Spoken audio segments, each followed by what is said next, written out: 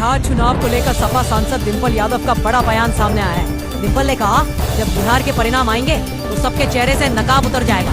उन्होंने बीजेपी पर निशाना साधते हुए कहा कि झूठ और नफरत की राजनीति अब खत्म होने वाली है। डिम्पल ने दावा किया कि जनता इस बार बदलाव के मूड में है। उन्होंने कहा कि बिहार के लोग मुद्दों पर वोट देंगे, न कि जात पात पर। डिम्पल यादव ने तेजस्वी यादव की नेतृत्व क्षमता की भी तारीफ की। उन्होंने कहा, युवा नेता नई सोच और नई दिशा लेकर आ रहे हैं। सपा सांसद ने आगे कहा कि विपक्ष मिलकर जनता की आवाज बनेगा।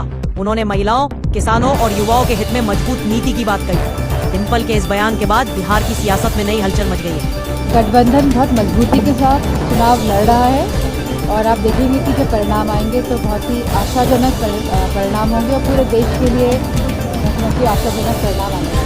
अब मुझे नहीं पता किनको छोड़ा गया, किनको बनाया गया है, लेकिन मैं समझती हूँ कि जिनको भी बनाया गया है वो अपना काम अच्छे से। हमने देखा लगातार किस तरह पूरी रेलवे की जो व्यवस्था थी भारतीय जनता पार्टी की सरकार आने के बाद बदल गई है। जहाँ रेल बजट इतना बड़ा बजट हुआ करता था, अब रेल बजट ही नहीं आता, संसद में पेश होता है।